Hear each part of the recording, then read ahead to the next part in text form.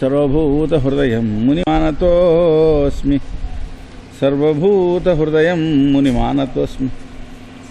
బ్రాహ్మణ ఉవాచ ఇత్యేతే గుహ్య సందేశా ఇత్యేతే అహోధిగస్మాన్యశాతధన్వనాం గోపైర్హృతం కేసరిణాం మృగైరవ తం మానినినః స్వాభిభవం యశః క్షయం పరే జరాసంధవశానశేహిరే. ఇది శ్రీమద్భాగవతే 53తమోऽధ్యాయः. శ్రీకృష్ణార్పణమస్తు. శ్రీమద్గురుచరణారవిందాభ్యాం నమః. హరయే నమః. శ్రీశుక ఉవాచ ఇతి సర్వే సుసంరబ్ధా వాహనారుహ్య దంసితాః స్వైర్బలైః పరిక్రాంతా అన్వీయుః ధృతకార్ముకాః. మహాజనులారా, శ్రీశుక యోగేంద్రుల వారు చెప్తున్నారు, ఓ రాజా, రుక్మిణీదేవిని శ్రీకృష్ణదేవుడు తీసుకెళ్ళిపోవడం వలన రాజులందరూ కూడా కోపగించారు. వాళ్ళు రుక్మిణీ సౌందర్య దర్శనంలో వడలు మరిచిపోయి వాళ్ళ వాహనాల నుండి కింద పడిపోయి ఉన్నారు. ఇప్పుడు మెల్లగా మళ్ళీ వాహనాలు ఎక్కి ధనుస్సులు పట్టుకుని తమ సైన్యంతో శ్రీకృష్ణుని వెంటబడ్డారు. ఆ వచ్చిన వాళ్ళని చూశారు. యాదవ సేనాపతులు తమ ధనుష్టంకారాలు చేస్తున్న వాళ్ళే ఎదుర్కొన్నారు. కొందరు గుర్రాలను ఎక్కారు, కొందరు ఏనుగుల్ని. ఇలాగా ఆ రాజులందరూ కూడా మేఘాలు పర్వతాలపై వర్షించినట్టుగా యాదవులపైన బాణవర్షం కురిపిస్తున్నారు. శ్రీకృష్ణుని యొక్క సైన్యం శత్రువుల యొక్క బాణాల చేత కప్పబడ్డం చూసి రుక్మిణీదేవికి భయం కలిగింది. భయంతో విఫలమైన కన్నుల కలదై సిగ్గుతో భగవానుని ముఖాన్ని చూచింది. ఆమె యొక్క చూపులో చూసి కృష్ణుడు నవ్వి జవాబు చెప్పాడు, ఓ సునయనా, భయపడవద్దు. నీ వాళ్ళు ఇప్పుడే శత్రు సైన్యాన్ని నాశనం చేస్తారు. గదుడు, సంకర్షణుడు మొదలైనటువంటి యాదవులందరూ కూడా కృష్ణుడు చెప్పినట్లుగా శత్రువుల యొక్క బాణాలని సహించక వాళ్ళు తమ తమ వాహనాలతో వాటిని ఎదుర్కొన్నారు, తమ ఆయుధాలతో ఎదుర్కొన్నారు. అప్పుడు రథాలు, ఏనుగులు, గుర్రాలు అధిష్ఠించినటువంటి మహావీరులు మరి తీవ్రంగా యుద్ధం చేయగా కుండలాలతోటి తలపాగాలతో కూడిన తలకాయలు నేలపై రాలిపోయాయి. ఖడ్గాలు, గదలు, ధనుస్సులు, వీటితో కూడినటువంటి చేతులు, కాళ్ళు, తొడలు, మరి ఇంకా రకరకాలైన వాహనాలు, వాటి శిరస్సులు, ఏనుగులు, గుర్రాలు, గాడిదలు, వాటి తలకాయలు కూడా రాలిపోయాయి. ఇలా యాదవులు నాశనం చేస్తుంటే జరాసంధుడు మొదలైనటువంటి వాళ్ళు యుద్ధభూమికి విముఖులైపోయారు. ఇంతకుముందు వాళ్ళని చూసి కృష్ణుడు పారిపోయాడు కదా, ఇప్పుడు పారిపోతాడు అనుకున్నారు. కానీ వాళ్ళ సైన్యం వలన తమ సైన్యం నాశం పొందుతుంటే గమనించి ఇప్పుడు మన లాభం లేదురా అని ఒక నిరాసక్తతను పొందారు. అయితే జరాసంధుడి పరిస్థితి ఎలా ఉందంటే అతని భార్యను ఎవరో ఎత్తుకుపోయినట్టుగా ముఖమంతా కూడా మరి వాడిపోయి ఉత్సాహం లేకుండా పడి ఉన్నాడు. అతన్ని ఓదార్చారు. ఓ పురుషశ్రేష్ఠుడా, నువ్వు ముఖమిలాగా వేలాడేసుకుని ఎందుకు ఎలా ఉంటావు? చూడు, ఈ ప్రాణులకు ప్రియం అప్రియం ఇవి వస్తుంటాయి, పోతుంటాయి, స్థిరంగా ఉండవు. ఇప్పుడు కట్టెతో నిర్మించిన ఒక కర్రతో నిర్మించిన ఒక బొమ్మ ఉంది. ఈ బొమ్మకి వెనకాల తాళ్ళు కట్టి ఆడిస్తుంటే ఆడించేవాడు ఎలా ఆడిస్తే అలా ఆడుతుంది తప్ప తనంతట తాను బొమ్మ ఆడదు కదా. అలాగే మన బతుకు ఈశ్వరుడు యొక్క పరాధీనమై ఉంటూ ఉంటాం. మనం అనుకుంటాం సుఖం పొందాలి అని ప్రయత్నిస్తాం, దుఃఖం పొందకూడదని ప్రయత్నిస్తాం. కానీ ఆ ఈశ్వరుని యొక్క సంకల్ప ప్రకారం జరుగుతుంటుంది. ఉదాహరణ, నేను నా విషయమే తీసుకోండి. 17 సార్లు నేను 23 అక్షోహిణీల సైన్యంతో కృష్ణుడితో తలపడ్డాను. 17 సార్లు ఓడిపోయాను. కానీ 18వసారి అవలీలగా జయించేశాను. చూసావా, కాలం అనుకూలంగా ఉంటే ఎలా ఉంటుందో. కనుక దైవం మనకు అనుకూలంగా ఉన్నట్లయితే అప్పుడు కాలం అనుకూలమవుతుంది. ఏమండి, అప్పుడు సమస్తమైన విషయాలు విజయమే లభిస్తుంది. అలా కాదనుకోండి, పరాభవమే వస్తుంటుంది. కనుక జయం వచ్చినా పరాభవం వచ్చినా, జయం వచ్చిందని సంతోషించటం లేదు, పరాభవం కలిగని నేను దుఃఖించటం లేదు. మన ఏమిటి మహాసేనాంలో గొప్ప సైన్యం ఉంది మనకి. ఇంతమంది ఉన్నాం, ఈ యాదవులు మన ఓడించేశారు, వాళ్ళ బతికెంత వాళ్ళెంత చెప్పు. కాలం అనుకూలంగా ఉన్నప్పుడు మనం విజయాన్ని సంపాదిస్తాం కనుక కాలం అనుకూలంగా ఎప్పుడవుతుందో దానికోసం ఎదురు చూద్దాము అని వాళ్ళు నచ్చ చెప్పారు. దాంతో అతడు చావగా మిగిలిన సైన్యాన్ని వెంట పెట్టుకుని శిశుపాలుడు తన నగరానికి వెళ్ళిపోయినాడు. ఏమండి, జరాసంధాదులు కూడా వాళ్ళ దేశాలకు వెళ్ళిపోయినారు. ఇంకా దీనికి ప్రధానమైన కారకుడు రుక్మి ఉన్నాడు. వాడికి చాలా కోపంగా ఉన్నది. నా చెల్లెల్ని కృష్ణుడు రాక్షస వివాహం చేసుకుంటాడా, అది అతని కోపం. ఓ అక్షోహిణీ సైన్యంతో బయలుదేరాడు. వాడికి వివేకం తక్కువ అండి, మూర్ఖుడు. ఎందుకంటే ఇంతకు ముందు వాడు అందరూ తమ బంధువులందరూ చివరికి సంబంధం లేనటువంటి ఊళ్ళో వాళ్ళు కూడా రుక్మిణికి కృష్ణుడే తెగ ఉన్నాడు, కృష్ణుడికి రుక్మిణే తెగ ఉంది అని భావించారు. వాడు అప్పటికి మాత్రం అది కుదరదు, నచ్చలేదు, వద్దు అనుకున్నాడు. ఇప్పుడు జరాసంధుడు లాంటి వాళ్ళు తన మిత్రులే, వాళ్ళందరూ కూడా లాభం లేదురా అని వాళ్ళు వెళ్ళిపోయారు. అంత సైన్యంతో వాళ్ళంతా ఓడి వెళ్ళిపోతే వీడొక్కడు మాత్రం తను అక్షోహిణి సైన్యంతో మాత్రం బయలుదేరాట యాదవులతో యుద్ధం చేయడానికి. మూర్ఖత్వమే కదా. ఈ మూర్ఖత్వం మనకి మహాభారతంలో యుద్ధంలో కూడా కనబడుతుంది. ఆ యుద్ధ సందర్భంలో వాళ్ళు వీడిని పిలవలేదు. పిలవకపోతే వీడు వాళ్ళ కౌరవులు పాండవుల దగ్గరికి వెళ్తాడు, నేను మీకు సహాయం చేస్తాను, నేను చాలా బలవంతుడు, నా అంతటి వాళ్ళు లేరు, అందువలన నా సహాయం తీసుకోండి. నేను అర్జునుడు నవ్వి నీ సహాయం ఎవరికి అక్కర్లేదు వెళ్ళి అంటాడు. నువ్వు నన్నిలా అంటావని దుర్యోధనుడి దగ్గరికి పెడతాడు. పెడితే నువ్వు వాళ్ళ దగ్గరికి వెళ్ళి మా దగ్గరికి వచ్చావు కదా వాళ్ళు పొమ్మంటారు. ఇది మరి తెలివి తక్కువే కదా. వాడు ఒక్క అక్షోహిణి సైన్యంతో బయలుదేరి వెళ్ళాడు. ఈ వెళ్ళేటప్పుడు ఈ రాజులందరూ చూస్తుండగా ఓ ప్రతిజ్ఞ కూడా చేశాడండి. చూడండి ఎంత తెలివి తక్కువతనమో. యావని ప్రతిజ్ఞ, యుద్ధంలో కృష్ణుణ్ణి చంపకుండా అహత్వా సమరే కృష్ణం అప్రత్యూహ్య రుక్మిణీం కుండిన నప్రవేక్షామి సత్యమే తద్బ్రవీమివహ. కృష్ణుణ్ణి చంపకుండా రుక్మిణీదేవిని తీసుకురాకుండా కుండిన నగరంలో నేను ప్రవేశించను అని ప్రతిజ్ఞ చేశాడు. ప్రతిజ్ఞ ఎప్పుడు చేస్తారు? కాస్త పని అవడానికి వీలుగా ఉంటే చేస్తారు. పని ఏమాత్రం జరగదు అని పెద్దవాళ్ళు కూడా పారిపోతే వీడు ప్రతిజ్ఞ చేయడం అని చెప్పండి. అంతా పిచ్చి పనులే. ఏమండి, ఇలా చేసి అతడు ఆ సారథితో చెప్పాడు, ఇదిగో ఇప్పుడు కృష్ణుడు ఎక్కడున్నాడో అక్కడికి తొందరగా తీసుకెళ్ళు, అతనితో నాకు ఇప్పుడు యుద్ధం జరుగుతుంది, ఇప్పుడు నేను పదునైన బాణాలతో అతని యొక్క బలమదాన్ని తొలగించేస్తాను, ఆ శఠుడు నా చెల్లెల్ని అపహరించాడు. ఏమండి, భగవంతుడే బలం తెలియక పలికే మాటలు ఇవి. ఏమండి, ఇలా రుక్మి బాగుతున్నవాడి ఒక్క రథంతో గబగబా వెడుతూ ఆగు అంటున్నాడు. ధనుస్సుని దృఢంగా లాగి కృష్ణుడిపై 3 బాణాలు వేశాడు. వేసి అప్పటికే జయం వచ్చేసినట్టుగా అంటాడు, వై యాదవుల యొక్క వంశానికి కళంకం వంటివాడా, ఆగు, కాకి హవిస్సులను తీసుకెళ్ళిపోయినట్టుగా నా చెల్లెల్ని తీసుకెళ్ళి ఎక్కడికెడతావు? కపట యుద్ధంలో నిపుణుడు నువ్వు, ఇప్పుడు నీ గర్వాన్ని హరిస్తాను.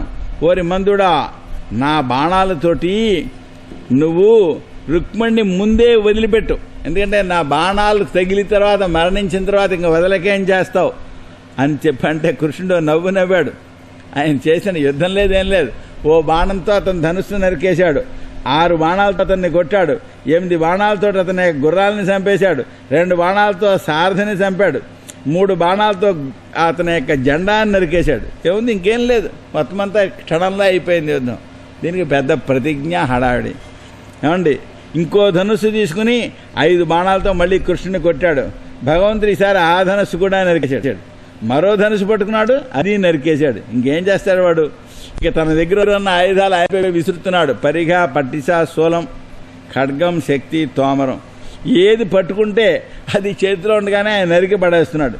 ఏమండి, ఇంకా అతడికి పోచక ఓ కత్తి తీసుకుని తన యొక్క రథం మించి కిందకి దూకాడు. ఈ పరుగును వచ్చేటువంటి అతడు కత్తి డాల్తో కృష్ణుడితో యుద్ధం చేద్దాం అనుకున్నాడు. కృష్ణుడు తన బాణాలతోటి ఆ కత్తిని ముక్కలుగా నరికేశాడు. ఆ డాలు కూడా ముక్కలైపోయింది. ఏమండి, ఇంకా అతన్ని చంపడం కోసం ఆయన కత్తి పట్టుకోవాల్సి వచ్చింది. అదో నాటకం. ఓ బాణం వేస్తే ఎప్పుడో పోతాడు కదా, అలా కాకుండా కాస్త ఆడించడం కోసం కత్తి పట్టుకుని చంపడం కోసం బయలుదేరాడు కృష్ణుడు అనమాట. అప్పుడు రుక్మిణీదేవి చూసింది. అయ్యో, మా సోదరుని చంపేస్తారా అంటూ ఆమె చాలా భయంతో కలతపడిపోతున్నది, కాళ్ళమీ పడిపోయింది, దీనంగా అంటున్నది, ఓ యోగేశ, జగత్పతి, దేవదేవా, మహాభుజ, నువ్వు నా సోదరుణ్ణి చంపకూడదు. ఈ మాట విన్నది. పాపం ఆ రుక్మిణీదేవి భయంతో కంపించిపోతున్నది, కాళ్ళు పట్టుకున్నది. అప్పుడు కృష్ణుడు ఆ పని మానేశాడు. అంటే ఇదంతా నాటకంలో భాగమే. నిజంగా చంపదాల్చలేదు. చంపాలి అనుకుంటే ఆ బాణం వేసేయచ్చు కదా, వేయలేదు. ఆమె అడ్డపడ్డట్టు, ఆమె మూలంగా అతడు కాపాడబడినట్టు అలాగ నటించాడనమాట. ఏమండి, తర్వాత మరి అలా వదిలేస్తే ఎలా? ఆ రుక్మిణి తన రుక్మి వేరు రుక్మిణి వేరు కదా. ఆ రుక్మి అనేవాడిని ఏం చేశాడు, గట్టి వస్త్రంతో కట్టేసి అతని యొక్క జుట్టు, కేశాలు, గడ్డం, మేసం అన్నీ సగం తీసేసి అయిన తర్వాత ఆ పైన అతని యొక్క మిగిలిన సైన్యం అంతా కూడా యాదవ సైన్యం తరిమేశారు. మిగిలిన సైన్యాన్ని తరిమేస్తే వాళ్ళందరూ కృష్ణుడి దగ్గరికి వచ్చారు. బలరాముడు చూశాడు, ఈ రుక్మి చచ్చిపోయినట్టున్నాడు వాడి మొహం ఉంటే.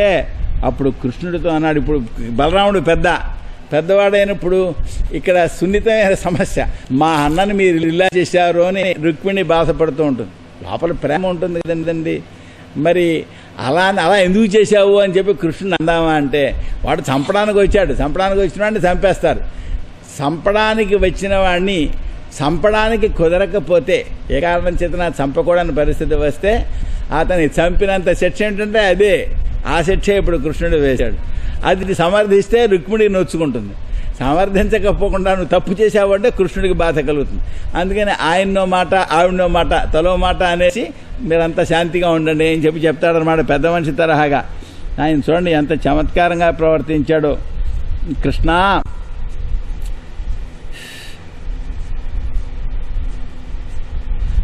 చూడు, మొదట రుక్మిణితో, కృష్ణ ఇలాగా మరి ఇలాంటి పని చేసావేంటయ్యా, అతనికి విరూపాన్ని కలిగించావు, మిత్రుడికి దగ్గర వాడికి వికృత రూపాన్ని కలిగించడం చావుతో సమానమయ్యా, చంపడంతో సమానం అన్నాడు కృష్ణుడితోటి మందలింపుగా. మళ్ళీ రుక్మిణితో అంటాడు, ఓ సాధ్వి, నీ సోదరునికి విరూపాన్ని కలిగించాడు, నువ్వు మా పైన అసూయ పెట్టుకోవద్దు. అసలు ఎవడికి వాడే సుఖాన్ని దుఃఖాన్ని కలిగించుకుంటాడు. అందరూ పారిపోతే వీడు ఒక్కడు పెద్ద తగుదునమ్మా అని చెప్పని ఇక్కడ యుద్ధాన్ని రావాల్సిన అవసరమే ఉంది. వీడంతటా వీడు స్వయంగా చేసుకున్నదే తప్ప ఇతరులు చేసినది కాదు. ఎవరు చేసిన కర్మకి వాళ్ళు ఫలం అనుభవిస్తారు అని ఆమెతో అన్నాడు. మళ్ళీ కృష్ణుడితో అంటాడు, కృష్ణ, సంపదగిన వాడైనా సరే మరి ఇలాగా చెల్లెలి యొక్క సమక్షంలో సోదరుని ఇలా చేయడం బాగాలేదయ్యా. అయినా అతడు చేసిన అపరాధంతోనే అతడు చనిపోయినట్టు లెక్క, మళ్ళీ వేరే అతన్ని ఈ విధంగా విరూపాన్ని కలిగించాలా అని చెప్పి కృష్ణుడితో అన్నాడు. మళ్ళీ రుక్మిణితో అంటాడు, రుక్మిణి, చూడమ్మాయి, ఇది క్షత్రియులకు సంబంధించిన ధర్మం, ఇది చాలా ఘోరమైంది యుద్ధంలో, ఇది తప్పదు. ఈ ధర్మం చేత సోదరుని కూడా చంపుతాడు కనుక నీ సోదరుడికి వికృత రూపాన్ని కలిగించాడని పెద్ద నువ్వు అనుకోవాల్సిన పని లేదు అన్నాడు. మళ్ళీ కృష్ణుడితో అంటాడు, కృష్ణ, శ్రీమదంతో అందమైనటువంటి పురుషులు ఉన్నారే, వాడు రాజ్యం కోసం, భూమి కోసం, ధనం కోసం మరి ఒకళ్ళు ఎంత దగ్గర బంధువులనైనా చంపేసుకుంటూ ఉంటారు. అయితే మనలాంటి వాళ్ళు అది చేయకూడదనుకో అన్నాడు కృష్ణుడితో. మళ్ళీ రుక్మిణితో అంటాడు, రుక్మిణి, మీ వాడు సామాన్యుడిగా అందరికీ అహితాన్ని కలిగించాడు, మీ కుటుంబం అంతా నిన్ను కృష్ణుడికి ఇద్దాము అంటే వాడు ఇవ్వద్దన్నాడు. వాడి తరఫు వాళ్ళంతా పారిపోతే వాడు ఒక్కడు వచ్చాడు ఇంకా చంపుతానంటున్నాడు. కనుక అందరికీ అహితాన్ని కలిగించేటువంటి వాడికి శుభం కలగాలి, వాడికి ఏ కొంచెం కష్టం కలగకూడదని నువ్వు ఆలోచించకూడదమ్మాయి. ఇప్పుడు మనుష్యులు దేహాన్ని నేను అని భావిస్తారు. ఈ భావించడం వలన ఏమవుతుంది, వీడు నా మిత్రుడు, వాడు శత్రువు, వీడు ఉదాసీనుడు, ఇలాంటి భావం ఉంటుంది. ఇదంతా భగవన్మాయా కల్పితం తప్ప వాస్తవం కాదు. అందరు శరీరధారులకు లోపల ఉండేటువంటి ఆత్మ ఉందే, అది శరీరం కంటే లోపల ఉంది. అయినా మాయ చేత మూఢులైనటువంటి శరీరధారులు శత్రువు మిత్రువు మొదలైనటువంటి భేదంతో వ్యవహారం చేస్తూ ఉంటారు. అయినా ఇదంతా ఆత్మ యందు అజ్ఞానం చేత కల్పించబడింది. అసలు ఈ దేహాలే అజ్ఞానం చేత కల్పించబడ్డాయి. లోపల ఉండే ఆత్మకు సంసారమే లేదు, లోపల ఆత్మ శుద్ధమైనటువంటిది. కాబట్టి ఈ శరీరం ఉన్నదే, ఈ శరీరానికి అసలు ఆత్మతో సంయోగమే లేదు, వియోగము లేదు. శరీరంతో కలవదు ఎప్పుడు, శరీరంతో విడిపోతుంది. కనుక ఆత్మ కంటే మిగిలిందంతా కూడా అబద్ధమే. చూడండి, సూర్యుడు ఉంటాడు. ఆ సూర్యుడు యొక్క ప్రకాశం చేత మనమంతా ప్రకాశింపబడుతుంటాం. మనం ప్రకాశింపబడేవాళ్ళం, ఆయన ప్రకాశింప చేసేవాడు. అయితే విచిత్రం చూడండి, ఆయన కాంతి వలన మన కంటికి ఎదురుగుండా ఉండే రూపాలని కనబడతాయి. కానీ రవికి దీంతో ఏమైనా సంబంధం ఉన్నదా? ఏమి సంబంధం లేదు. సూర్యుడికి అక్కడ ఉన్నాడు, ఆయన కాంతి ప్రసరిస్తోంది, మనకు కనబడుతున్నాం జనం, అంతే. ఆయన కావాలని ఏం చేయటంలా, ఆయన సాక్షిగా మాత్రమే ఉన్నాడు. అలాగే లోపల ఉండేటువంటి ఆత్మ ఉన్నదే, దానికి దేహ సంబంధం వలన ఈ దేహానికి పుట్టుక మొదలైన మార్పులు వస్తాయి. కానీ లోపల ఉండే ఆత్మకి ఇవేం కలగవు. ఎలా అయితే చంద్రుడు ఒకరు పాడ్యం నాడు ఒక కళ, విధి నాడు 2 కళలు, ఇలా కళల్లో భేదం ఉంటుంటుంది. కానీ నిజానికి ఈ కాంతికి సంబంధించిన భేదమే తప్ప అసలు చంద్రుడికి ఏ భేదం లేదు, ఒకలాగే ఉంటాడు. మనకు కనబడంలోనే ఒకప్పుడు కాంతిగా కనపడతాడు, ఒకప్పుడు కాంతి విహీనంగా కనపడతాడు, అంతే తప్ప చంద్రుడికి ఏ రకమైనటువంటి మార్పులు లేవు. అదేవిధంగా దేహం యొక్క నాశం వలన ఆత్మకు ఏ రకమైనటువంటి నాశము లేదు. ఈ వ్యవహారం అంతా దేహానికి సంబంధించింది మాత్రమే. ఒక మనిషి పడుకుని ఉన్నాడు, కలలో ఎన్నో చూస్తూ ఉంటాడు, ఎన్నో విషయభోగాలను అనుభవిస్తాడు. కానీ మెళుకు వచ్చాక అదంతా అబద్ధము అని తెలుస్తుంది, ఏం నిజం కాదు. అలాగే ఈ కర్మ ఉన్నంతకాలం, శరీర సంబంధం ఉన్నంత వరకు ఏదో రకరకాల సంసారాలు, ఎందరో పరిచయాలు, గౌరవాలు, అగౌరవాలు, మరి డబ్బు రావడం పోవడం అంతా ఉంటుంది. శరీరంతో సంబంధం కాస్త తొలగిపోతే ఏమీ లేదు, అంతా అబద్ధమే, కలలాగే తయారవుతుంది. కాబట్టి ఓ రుక్మిణి, అజ్ఞానం చేత నీకు శోకం కలిగింది, మా అన్నయ్యని ఈ విధంగా చేశారే అని. జ్ఞానం చేత ఆ భావాన్ని తొలగించుకో. ఇలాగా బలరాముడు వేదాంతం బోధించాడు. దీనివల్ల మనకేం తెలుస్తుందంటే, వేదాంతం అనేది కేవలం సర్వసంగ పరిత్యాగులైన సన్యాసులకే కాదు, గృహస్థాశ్రమంలో ఉండేవాళ్ళకైనా ఏదైనా ఓ సమస్య వస్తే అప్పుడు వేదాంత భావాలను మనస్సులో మననం చేస్తే సమస్య తీవ్రత పోతుంది, మనిషి స్థైర్యంగా ఉండగలుగుతాడు అని తెలుస్తుంది.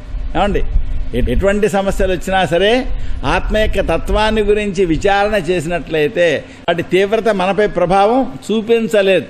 ఏమండి, ఏదో 1 కోటి రూపాయలు పోయాయనుకోండి, అయ్యో 1 కోటి రూపాయలు పోయాయని ఎవడో బాధపడతాడు. ఎప్పుడు బాధపడతాడు? అవి నావి ఎంత బాధపడతాడు? చచ్చిపోయే వరకు బాధపడుతూనే ఉంటాడు. అదే తత్వజ్ఞానం అయితేనో ఏం బాధపడ్డు. ఆయన రమణ మహర్షి ఆశ్రమానికి దొంగలు వచ్చారు. దొంగలు వస్తే వాళ్ళు ఏవో పట్టుకు తీసుకుంటున్నారు. ఆయనకి మెళుకు వచ్చింది. ఆయన అక్కడికి వచ్చారు. నాయనలారా, ఆ అల్మార్లో ఇంకా ఉన్నాయి, ఈ అల్మార్లో ఉన్నాయని చూపిస్తున్నారు. ఎందుకని? ఈ వస్తువులు అంటూ ఉంటే దొంగలు వచ్చారు, ఈ వస్తువులు లేకపోతే దొంగలే ఇక్కడ పని ఉండదు కదా, అందువల్ల వాళ్ళని తీసిపోనివ్వండి అని చెప్పి పంపేశారు. అలాగే బాబా కూడా ఏదో ఒక రథము గుర్రాలు ఉండేవి, ఆ వెండివి, ఆ గుర్రాలు ఎవరో పట్టుకుపోయారు. గుర్రాలు పట్టుకుపోతే ఈ రథం కూడా ఎందుకు పట్టుకుపోలేదు అంటున్నారు ఆయన. అంటే వైరాగ్య భావం వలన, తాను ఆత్మస్వరూపాన్ని అని తెలియడం వలన, జగత్తు మిథ్యా అని తెలియడం వలన ప్రపంచంలో ఉండే సమస్యలు కూడా అవి బలంగా బాధించవు. ఆ సమస్యలను కూడా మనిషి దాటగలుగుతాడు అనేది ఇక్కడ మనకి బాగా అర్థమవుతుంది. ఈ విధంగా ఇద్దరికీ నచ్చ చెప్పాడు ఆయన. రుక్మిణీదేవి మనసులో బాధను తొలగించుకొని శాంతిగా ఉన్నది. తర్వాత ప్రాణావశయంగా మిగిలాడు రుక్మి. అతడు అయ్యో నా జుట్టు తీసేశారే అని బాధపడుతున్నాడు. అయితే అతడు ప్రతిజ్ఞ చేశాడు కదా, కృష్ణుడిని చంపకుండా, రుక్మిణిని తీసుకురాకుండా మా పట్టణంలో ప్రవేశించను అని అన్నాడు. ఇప్పుడు ఏం చేయాలి? ప్రతిజ్ఞ అయిపోయింది కదా, అందుకోసం ఏం చేశాడు, వాళ్ళ ఊళ్ళోకి వెళ్లకుండా యువతలే ఉండి అక్కడ భోజకటము అని చెప్పి పట్టణాన్ని ఒకదాన్ని కట్టుకుని దాంట్లో కాపురం చేశాడు, అక్కడ నివాసం చేశాడు. అది అతని యొక్క ప్రతిజ్ఞకు ఫలం అన్నమాట. ఏమండి, అతడు భగవంతుడు ఈ విధంగా రాజులను జయించి రుక్మిణీదేవిని ద్వారకా నగరాన్ని తీసుకువచ్చి విధి విధానంగా పెళ్లి చేసుకున్నాడు. యాదవుని యొక్క ఇళ్లలో ప్రతి ఇంటా పెద్ద ఉత్సవం జరిగింది. అందరికీ సంతోషమే. అందరూ కూడా మంచి విలువైనటువంటి ఆభరణాలు ధరించారు, ఆడవాళ్ళు మగవాళ్ళు కూడా. ఏమండి, వాళ్ళు వధూవరులకు విలువైన కానుకలు తీసుకువెళ్లారు. ప్రతి ఇంటా కూడా జెండాలు పాతారు. ఆ జెండాలకు పతాకాలు రెపరెపలాడుతున్నాయి. ఇంటింటా తోరణాలు కట్టారు. పూర్ణ కలశలను అలంకరించారు. ద్వారకానగరం అద్భుతమైన శోభతో ఉన్నది. ఎందరెందరో మహారాజులను పిలిచారు. వాళ్ళు పెద్ద పెద్ద ఏనుగులపై వచ్చారు. ఏమండి, మరి ఎత్తైనటువంటి అరటి చెట్లని అందంగా అలంకరించారు. ఏమండి, మరి ఇంకా ఒకటేంటి రెండేంటి, కౌరవులు, శృంజయులు, కేకయులు, విదర్భ దేశం వాళ్ళు అందరూ వచ్చారు. ఎంతో ఆనందాన్ని పొందారు. ఇలాగా ఈ రుక్మిణీహరణ వృత్తాంతం రాజులకు, రాజకుమార్తెలకు, రాజకన్యలకు చేరింది. వాళ్ళు ఆశ్చర్యపడిపోయినారు. రాజా, రుక్మిణితో కూడా శ్రీపతి ఏంటంటే ఆ కృష్ణుడిని చూశారు. ద్వారకానగర వాసుల యొక్క అదృష్టం ఎంత అదృష్టమో, వాళ్ళ కళ్ళు చాలలేదు ఆ వధూవుల యొక్క శోభను చూడ్డానికి అన్నారు. ఇది శ్రీమద్భాగవతే 54తమోధ్యాయ. శ్రీకృష్ణార్పణమస్తు. శ్రీమద్గురుచరణారవిందాభ్యాం నమః. హరయే నమః. శ్రీశుకవాచ కామస్తు వాసుదేవాంశో దగ్ప్రాగృద్రమన్యున దేహోపపత్తయే భూయ తమేవ ప్రత్యపద్యత. శ్రీశుక యోగేంద్రుల వారు చెప్తున్నారు, కాముడు వాసుదేవుని యొక్క అంశ. ఆయన పూర్వం రుద్రుని యొక్క కోపం చేత దగ్ధమైపోయినాడు. అతడు మళ్లీ శరీర ధారణం కోసం వసుదేవుని యొక్క ఇంట శ్రీకృష్ణునిలో ప్రవేశించాడంటే శ్రీకృష్ణుని యొక్క కుమారుడిగా ఆవిర్భవిస్తాడనమాట. ఏమండి, ఆ కృష్ణవీర్యం చేత ఆవిర్భవించి ప్రద్యుమ్నుడని ఆయన ప్రఖ్యాతిని పొందాడు. అప్పుడు నారదుడి వలన ఆ జన్మ వృత్తాంతాన్ని విన్నాడు శంబరాసురుడు. ఈ శంబరాసుడికి ప్రద్యుమ్నుడికి వైరుధ్యం ఉన్నది. అంటే మన్మధుడికి శంబరాసుడికి వైరుధ్యం ఉన్నది. ఆ మన్మధుడు ఇప్పుడు కృష్ణుడి లోపల ప్రవేశించి మళ్ళీ ఓ కుమారుడిగా ఆవిర్భవించాడు. ఈ విషయం నారదుడు చెప్పాట శంబరాసుడికి. వాడు ఏం చేశాడు, రహస్యంగా 10 రోజుల్లోనే పురుటిలోనే ఆ పిల్లవాడికి కాస్త ఎత్తుకుని వెళ్ళి సముద్రంలో పడవేసి ఇంటికి వెళ్ళిపోయాడు. వాడు చాలా విచిత్రం. ఈ నారదుడు ఇలా ఎందుకు చెప్పాలి మనకు అనిపిస్తుంది. నారదుడు చెప్పకపోతే ఇలా జరగదు కదా అని. కానీ ఈ నారదుడు చెప్పడం వలన ఇతన్ని సముద్రంలో పడవేస్తే జరిగిన పని చూస్తే నారదుడు సమంజసంగా చేశాడు అనిపిస్తుంది. ఏం జరిగింది? ఇప్పుడంతకీ ఈ పిల్లవాడిని సముద్రంలో పడవేశాడు కదా, పడవేస్తే అతన్ని ఒక చేప మింగింది. ఆ చేపని వీళ్ళు జాలరి పట్టుకున్నారు. ఈ పట్టుకున్న వాళ్ళు ఆ చేపను తీసుకుని ఏం చేశారు, చేప పెద్దదిగా ఉందని శంబరాసుడికే కానుకగా ఇచ్చారు. ఎవడు వీడిని సముద్రంలో పడవేశాడో ఆ శంబరాసుడికి కానుకగా ఇచ్చారు. శంబరుడు ఆ చేపను పాకశాలలో మరి దాన్ని వండి పెట్టమని చెప్పి పంపించాడు. ఆ పాకశాలలో ఉండేవాళ్ళు దాన్ని కోస్తుంటే దాని పొట్టలో ఏ ప్రమాదం లేకుండా ఈ పిల్లవాడు బయటపడ్డాడు. ఎంత విచిత్రం. ఇంకో విచిత్రం ఏంటంటే అక్కడ పాకశాల నిర్వహణ చేయడం కోసం ఈ మన్మధుని యొక్క భార్య రతీదేవి మాయావతి అనే పేరుతో ఆమె అక్కడ చేరింది. అంటే ఇదంతా పెద్ద ప్లాన్, అది దేవరహస్యం. ఇది ఇలా జరగాలి అనేది వాళ్ళ సంకల్పం. ఆ సంకల్ప ప్రకారం ఇలా అవుతుంది. ఆ మాయావతికి చెప్పారు. నారదు అక్కడికి వచ్చి ఏం చేశాడు, ఇదిగో ఈ బాకుడి యొక్క తత్వం అది, ఇతడు నీ భర్త మన్మధుడే ఇలా పుట్టాడు, శ్రీకృష్ణునికి రుక్మిణి యందు ఆవిర్భవించాడు, శంబరాసురుడు ఈ విధంగా పురిటింటి నుండి ఈ పిల్లవాడిని ఎత్తు వచ్చి సముద్రంలో పడవేశాడు, అదే ఈ విధంగా నీ దగ్గరికి చేరింది అని చెప్పాడు. అయితే ఆ మాయావతి ఏం చేసింది, తన భర్త మళ్ళీ బతికాడా, మళ్ళీ శరీరం వచ్చిందా అని పరమానందాన్ని పొందింది. ఎందుకంటే ఎప్పటి నుంచో ఎదురు చూస్తోంది. పరమేశ్వరుడిని ప్రార్థన చేసింది. అప్పుడు ఆయన మళ్ళీ లభిస్తాడని చెప్పాడు. ఎప్పుడు లభిస్తాడా అని ఎదురు చూస్తుంది. అటువంటి కాలం రానే వచ్చింది. ఏమండి, ఆమె చాలా సంతోషాన్ని పొందింది. స్వల్పకాలంలోనే కృష్ణతనయుడు మన్మధుడు ప్రద్యుమ్నుడని పేరు అతనికి యవ్వనం వచ్చింది. అతన్ని ప్రేమగా చూస్తూ ఉండేది. ఆ చూపుల్లో మోహం కనబడుతూ ఉండేది.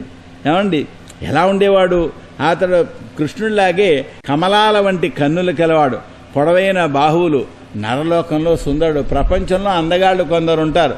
ఆ అందగాళ్లలో మన్మధుడు ఒకడు. అద్భుతమైన సౌందర్యం కలవాడు. నిజానికి పూర్వజన్మలో అతడే తన భర్త. అందుకని అతన్ని చూసే సిగ్గుపడుతూ ఉంటుంది, చిరునవ్వు చిందిస్తూ ఉంటుంది, ప్రేమగా చూస్తూ ఉంటుంది. ఏమండి, ఆమెకి అతన్ని చూస్తే ఆ మోహంతో రకరకాలైన శృంగార సంబంధమైన ఆలోచనలు వస్తుంటాయి.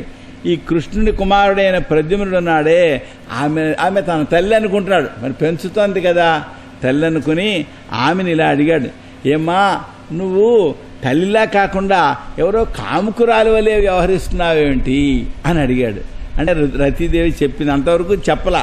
అప్పుడు చెప్పింది, ఓ ప్రభో, నువ్వు సాక్షాత్తు నారాయణుని యొక్క అవతారమైన శ్రీకృష్ణుని యొక్క కుమారుడు ప్రద్యుమ్నుడవు. శంబరాసుడు నిన్ను అపహరించి ఇక్కడికి తీసుకువచ్చాడు. పూర్వజన్మలో నేను నీ భార్యను. అయితే నీకు నాకు బాంధవ్యం ఎటువంటిదంటే మనం అధికార పురుషులం కనుక ఎన్ని జన్మలు మారినా నువ్వే నా భర్తవు, నేనే నీ భార్యను. కనుక పూర్వజన్మలో నీ భార్యను, ఇప్పుడు నీ భార్యనే నేను అని చెప్పింది ఆమె. నువ్వు సాక్షాత్తు కామదేవునివి. అయితే పుట్టిన 10 రోజుల మధ్యలోనే నిన్ను అపహరించి ఇతడు సముద్రంలో పడవేశాడు. నిన్ను చేప మింగేసింది. ఆ చేప కడుపులోంచి యువతలికి వచ్చావు. కావున స్వామి, నువ్వు జయించడానికి శక్యం కానివాడు. నీ శత్రువు అయిన ఆ శంబరాసురుణ్ణి సంహారం చేయాలి. కానీ వాడు బాగా చాలా మాయలు తెలిసినటువంటి వాడు కనుక ఈ మోహనం మొదలైనటువంటి మాయలున్నాయి. ఆ మాయలన్నీ కూడా ఉపయోగించి వాణ్ణి చంపాలి.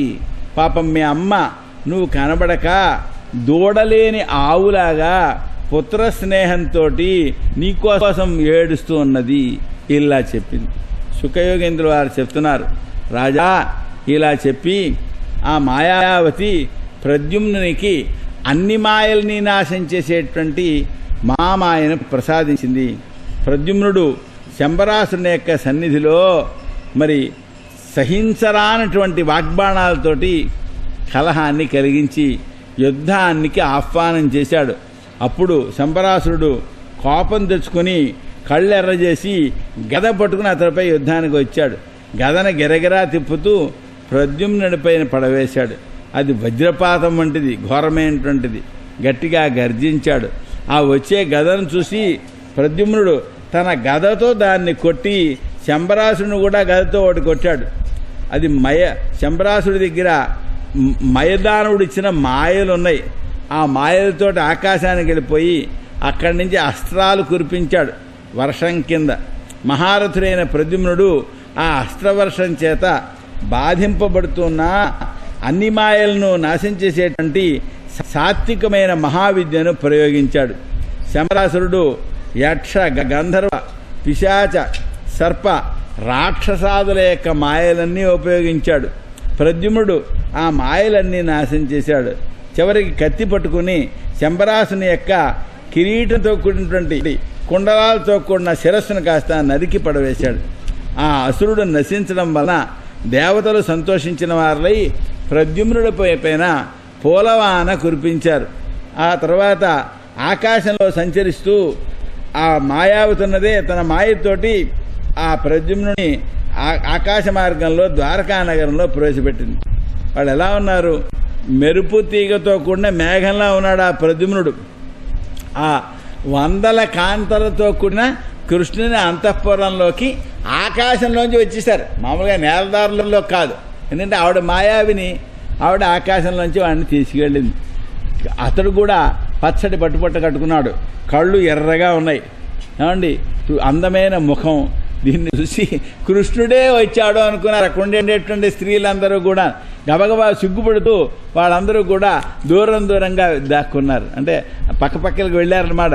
అప్పుడు అంతఃపురంలో ఉండేటువంటి స్త్రీలు మెల్లగా గమనించి చూస్తే పక్క నుంచి కృష్ణుడిలా ఉన్నాడు కానీ కొంచెం తేడా ఉంది, కృష్ణుడు కాదేమో అని గమనించారు.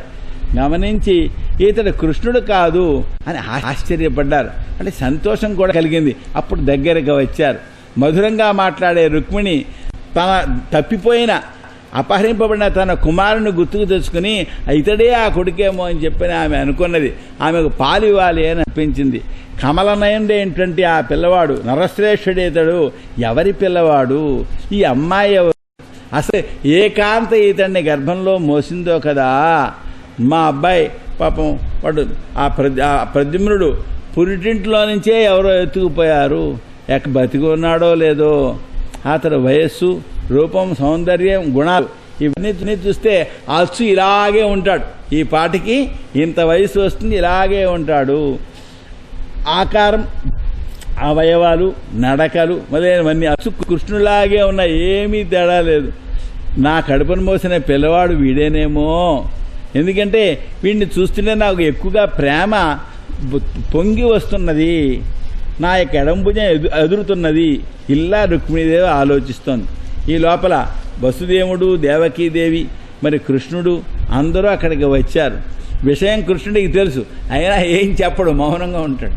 అంటే మన లోపల ఉన్నాయన అంతే, లోపల కూడా ఉన్నాడు, అవిజ్ఞాతంగా ఉన్నాడు. ఆయన అన్నీ తెలుసు ఆయన, కానీ ఏమీ మనకి చెప్పడు, అలా సాక్షిగా ఉంటాడు. ఆయన అవతరించినప్పుడు కూడా అంతే, అదే లక్షణం. ఈ లోపల దేవర్షి నారదుడు అక్కడికి వచ్చాడు.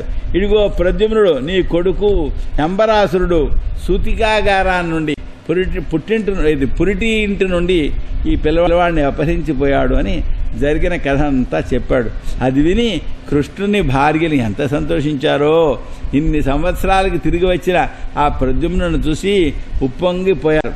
తర్వాత దేవకి, వసుదేవుడు, కృష్ణ, బలరాములు, రుక్మిణి మొదలైన స్త్రీలు కూడా ఆ ప్రద్యుమ్నుని, మాయావతిని చూసి దగ్గరికి తీసుకుని కౌగిలించుకుని పరమానందాన్ని పొందారు. అలాగా మరణించాడనుకున్న ప్రద్యుమ్నుడు రావడం చూసి ద్వారకానగరంలో వాళ్ళందరూ కూడా ఆహా, కృష్ణుడు కుమారుడు మరణించాడనుకున్నాం, మళ్ళీ బతికి వచ్చాడు, చాలా బాగుంది అంటూ ఆనందాన్ని పొందారు.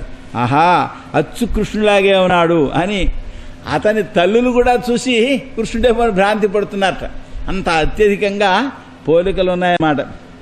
ఏమండి, ఈ విధంగా మన్మధుడు, సాక్షాత్తు మన్మధుడు రూపాన్ని ధరించి అక్కడికి వచ్చాడండి.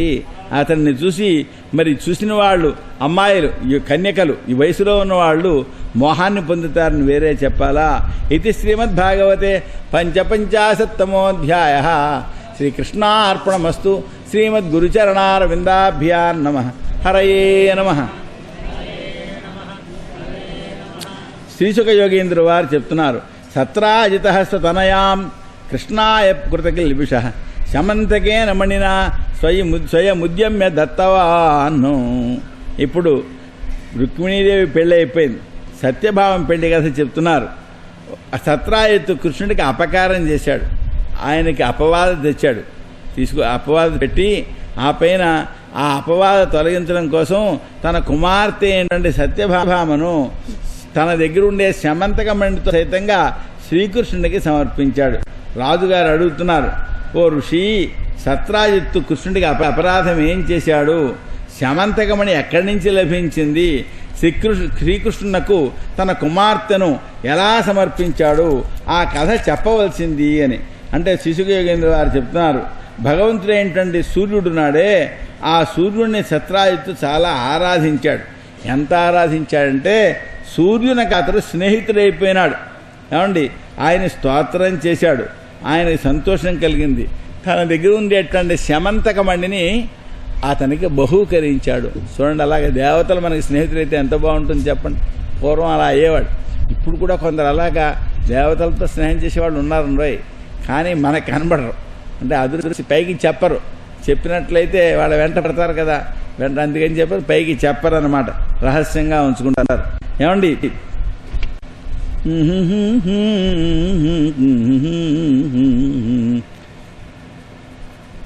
ఓసారి ఏమైందంటే ఈ సత్రాజిత్తు ఆ శమంతకమణిని మెడలో ధరించి దేదీప్యమానంగా వెలిగిపోతూ ద్వారకా నగరానికి వచ్చాడు. దూరంగా ఉండేటువంటి సత్రాజిత్తును చూసి ద్వారకానగరంలో ఉండేటువంటి వాళ్ళు సాక్షాత్తు సూర్యుడే ఇక్కడికి వచ్చారు అని సందేహించారు. కృష్ణుడు అప్పుడు పాచికలాడుతూ ఉన్నట్టండి. ఆడుతుంటే ఆ పాచికలాడే కృష్ణుడికి ఈ విషయం చెప్పారు. ఓ నారాయణ, ఓ శంఖచక్ర గదాధారి దామోదరా, ఓ యదునందనా నీకు నమస్కారం. ఓ జగత్పతి, సాక్షాత్తు సూర్యుడు తన కిరణాలతోటి మా కళ్ళు కనబడకుండా చేస్తున్నవాడై యాదవులలో దాగి ఉండేటువంటి నిన్ను చూడడం కోసం వస్తున్నాడు అని చెప్పాను. వాళ్ళు తెలియని వాళ్ళు అలా చెప్పారు. కృష్ణుడికి తెలియదా? ఆయన నవ్వాడు. ఈయన సూర్యుడేం కాదు, మణితో ప్రకాశించే సత్రాజిత్తు. ఈ సత్రాజిత్తు మరి ఈ మణితోట తన ఇంటికి పెడతాడు అని చెప్పాడు. అన్నట్టుగానే ఆయన ఇంటికి వెళ్ళాడు. ఏమండి, తన యొక్క దేవ మందిరం ఉంటుంది కదా, ఆ మందిరంలో ఆ మణిని పెట్టాడు. రాజా, ఆ మణి ప్రతిరోజు 8 బారువుల బంగారాన్ని సృష్టి చేస్తున్నదట. ప్రతిరోజు దాన్ని పూజ చేస్తూ ఉంటారు. అలా పూజ చేస్తే ఆ మణి ఉన్న చోట అకాల మృత్యువు ఉండదు, ఆధులు ఉండవు. ఆధులంటే మానసిక బాధలు, వ్యాధులు ఉండవు. సూర్యుడిని ఆరాధిస్తే కలిగే ఫలితం అది. ఎవరు సూర్యుడిని ఆరాధిస్తారో వాళ్లకు మానసిక బాధలు ఉండవు, శారీరకమైన వ్యాధులు కూడా ఉండవు. ఇలా ఉండే ఒకసారి భగవంతుడు కృష్ణుడు అతనితో అన్నాడు, ఏమయ్యా, ఇది చాలా విలువైనమండి, నీ దగ్గర ఎందుకు? ప్రభు అయినటువంటి ఉగ్రసేనుడి దగ్గర ఉంటే ఆ సంపద లోకానికి అంతకీ ఉపయోగపడుతుంది అని.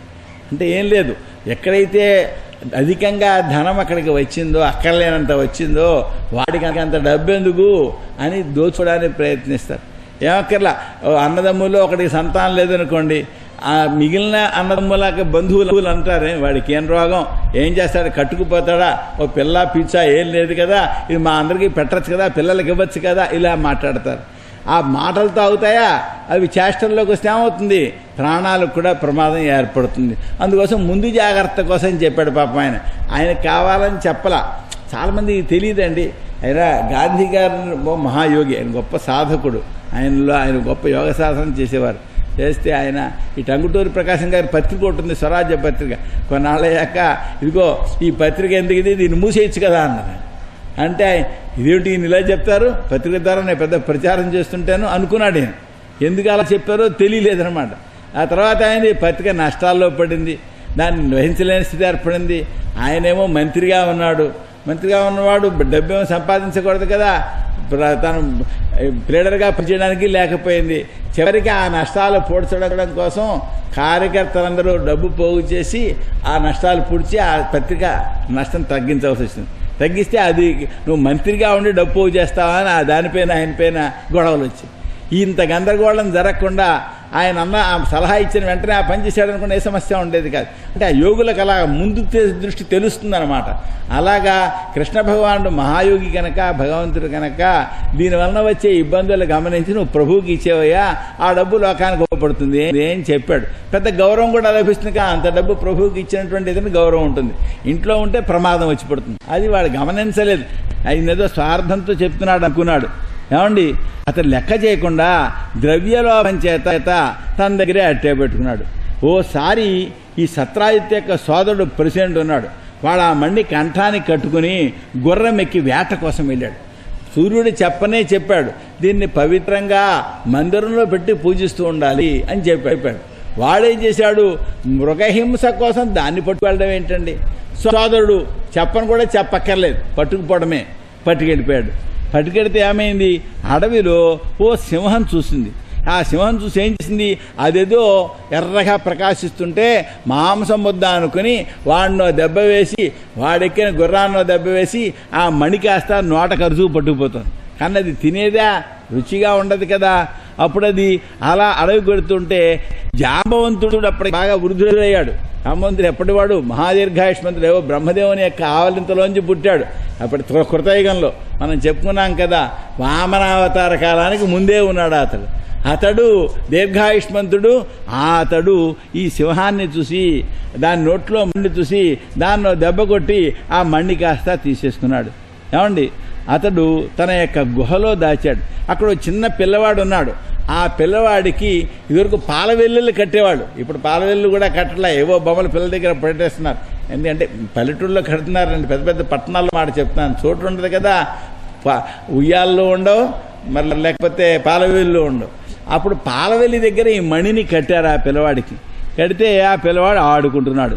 ఇక ఈ సత్రాజిత్కి అనుమానం, కృష్ణుడు అడిగాడు కదా, బహుశా కృష్ణుడే ఈ ప్రసేనజిత్ అనేటువంటి తన సోదరుని చంపి ఆ రత్నాన్ని అపహరించి ఉంటాడు అని మనసులో పెట్టుకున్నాడు. ఏమండి, మణిని ధరించి అడవికి వెళ్ళినవాడు మణి లేదు, వాడు లేడు, కృష్ణుడే చంపేశాడు అనుకున్న మాట బైకి చెప్పేశాడు. కొందరికి ఇదో దోషం ఏంటంటే వాళ్ళు ఏదో ఊహిస్తారు. ఊహించచ్చు, అది సత్యం అవ్వాలి కదా. సత్యమో కాదో నిర్ణయం చేసుకోకుండానే తమకు వచ్చిన ఊహని 10 మందితో చెప్పేస్తారు సత్యం అన్నట్టుగా. అలాగా కృష్ణుడికి ఒక అసత్యాన్ని, ఒక అపవాదాన్ని వీడు ప్రచారం చేశారు. కృష్ణుడు విన్నాడు, ఇదేంట్రా బాబు, నాకెందుకు ఆ మణి, నేను ప్రభువుకి ఇమ్మన్నాను తప్ప నాకిమ్మలేదే, ఈ అపకీర్తి ఏమిటి అని చెప్పి అనుకుని అపకీర్తిని తొలగించుకోవడం కోసం కొందరు నాగరికులను వెంట పెట్టుకుని ఆయన ప్రసేనుణ్ణి వెతకడం కోసం అడవికి వెళ్ళాడు. వెళితే దారిలో ఆ ప్రసేనుణ్ణి చంపినటువంటి సింహం కనబడింది. దాని దగ్గరే మరి కొంచెం దూరంలో ఈ గుర్రము ప్రసేనుడు కనబడ్డారు. ఇంకా వెతుకుతూ పెడుతుంటే ఆ సింహాన్ని చంపినటువంటి ఆ జాంబవంతుడు ఎలుగుబంటి వెళ్ళిన దారి కూడా కనబడింది. దాంతో ఆ ఎలుగుబంటి వెళ్ళినటువంటి గుహ దగ్గరికి వెళ్ళారు. కృష్ణుడు జనానందరినీ బయట ఉండమన్నాడు. వాళ్ళు లోపలికి ఏమొస్తారు, అంత చీకటి అంధకారం. కృష్ణుడి కంటే ధైర్యం, కానీ వాళ్ళందరికీ ధైర్యం ఉండదు కదా, వాళ్ళని బయట ఉండమని తాను ఒక్కడే లోపలికి వెళ్ళాడు. వెళ్ళి అక్కడ ఆ బిలం లోపల ప్రవేశించాడు. అక్కడ ఒక చిన్న పిల్లవాడికి ఆట బొమ్మగా పైన కట్టారు. దాన్ని చూసి దాన్ని తీసుకోపోతే ఆ లోపల ఈ పిల్లవాడిని పెంచే ఓ అమ్మాయి అన్నది, దాది. ఆమె గట్టిగా కేకలేసింది. ఎందుకంటే ఈ పిల్లవాడు ఈ వచ్చిన కృష్ణుడు ఎలా ఉంటాడు, నీలంగా ఉంటాడు. మామూలు మనుషుల్లో ఏదో కొందరు పచ్చగా ఉంటారు, కొందరు కొంచెం తెలుపుతూ ఉంటారు, కొందరు చామన ఛాయ్, ఇతర రంగేమిటి నీలవర్ణం, ఎవరో అలా ఉండరు. ఆమె కంగారు పడిపోయింది, ఎప్పుడూ చూడలేదు, అందుకని అరిచింది. అది విని మహాబలవంతుడైన జాంబవంతుడు వచ్చాడు. నా గుహలో ఎవడో ప్రవేశిస్తాడా అని కోపంతో పరుగున వచ్చాడు. అంతేకాదు కృష్ణుడి ప్రభావాన్ని తెలియక ఆయన ఎవడో మనుష్యుడు అనుకుని ఆయనతో యుద్ధం ప్రారంభం చేశాడు. ఈ యుద్ధంలో విజయం పొందడం కోసం జాంబవంతుడు కృష్ణుడు కూడా బ్రహ్మాండంగా యుద్ధం చేశారు. ఎన్నో ఆయుధాలు, రాళ్ళు, చెట్లు, వజ్రాల వంటి పిడికిళ్ళు దెబ్బలు, పిడికిలే చాలు బాధపెట్టడానికి. అలాగా 28 రోజులు దెబ్బలాడారటండి. జాంబవంతుడు ఎంత శక్తివంతుడో, ఎప్పటి జాంబవంతుడు 28 రోజులు కృష్ణుడితో యుద్ధం చేయడమా ఏమండి. 100 యుద్ధం జరిగింది వాళ్ళిద్దరికీ కూడాను. ఏమండి, ఎడతెగకుండా చేశారు. రాత్రి పగలు కూడా యుద్ధమే, కాసేపు కూడా విశ్రాంతి తీసుకోలేదు. 28 రోజులు అయ్యాక కృష్ణుడు కొంచెం గట్టిగానే కొట్టాడు పిడికిలతోటి. ఒళ్ళంతా కూడా పచ్చడైంది, ఓపికగా లేదు. సంధిబంధాలన్నీ తొలగి ఆయన చంపాలనుకోలేదు, లేకపోతే మొదటే చంపేసి ఉండేవాడు. ఇతనికి నా శరీరంలో బాగా శక్తి ఉంది కనుక ఈ శరీరం యొక్క మదాన్ని తగ్గించడానికి ఎవరితోన్నా యుద్ధం చేయాలి అనుకునేవాడు. అనుకుని ఎవరిని యుద్ధం చేయమన్నాడు, సాక్షాత్తు మహారాజైన శ్రీరామచంద్రుడితోనే నాతో కుస్తీ పట్లు పట్టు అన్నాడు. నేను మహారాజుని, నీతో కుస్తీ పట్టు పట్టకూడదు, మళ్ళీ ఎవరైనా ఇంకో మహారాజు వస్తే అతనితో పట్టచ్చు తప్ప ఇది మర్యాద కాదు, నేను సుకుమారంగా బాణాలతోనే యుద్ధం చేయాలి అని చెప్పాడు. అంటే మరి ఎంత నా కోరిక తీర్చవా అన్నాడు. అంటే పోనీ కృష్ణావతారం ఎత్తుతాను, అప్పుడు ఈ నియమాలు ఏముండవు, అందరితో పాటు కలిసి ఉంటాను, అందుకని అప్పుడు నీ కోరిక తీరుతుందిలే అన్నాడు. అందుకనే ఇప్పుడు ఆ ఒంటి మదమంతా తగ్గిపోయేలా కొట్టాడు. దాంతో పరాక్రమం అంతా పోయింది. అప్పుడు అనుకున్నాడు, రే ఇదేమిటిరా, నాతో ఇంతకాలం యుద్ధం చేయడం ఏమిటి, ఇలా కొట్టడం ఏంటి, ఎవడూ చేయలేదు, ఇతడు సాక్షాత్తు నా ప్రభువైన శ్రీరామచంద్రుడే, ఆయన్నే పూర్వజన్మలో అలా కోరాను, ఆ కోరికను ఇలా తీర్చాడనమాట అని చెప్పని పురాణపురుషుడైన విష్ణువైనటువంటి శ్రీరాముడుగా నేను భావిస్తున్నాను. ఓ విష్ణు, ప్రపంచాన్ని సృష్టించినటువంటి బ్రహ్మాది దేవతలున్నారే, వాళ్ళను కూడా సృష్టి చేసిన వాడు నువ్వు సాక్షాత్తు పరమాత్మవు. నువ్వు కొంచెం కోపంతో చూస్తే చాలు భయపడిపోయి సముద్రం దారి ఇచ్చేసింది, సముద్రమే దారి ఇచ్చేసింది. చాలా విచిత్రం. ఆయన మానవుడిని అనుకుంటున్నాడు, దేవుణ్ణి అనుకోపోయినా కోపం వచ్చింది. కోపం వచ్చేప్పటికి సముద్రుడు కంగారు పడిపోయాడు. చూసారా, కోపం రానంత వరకు సముద్రుడు ఏం పట్టించుకోలేదు. ఆయన ప్రార్థించాడు, 3 రోజులు అన్నం మానేశాడు, నిరాహార దీక్ష అనమాట.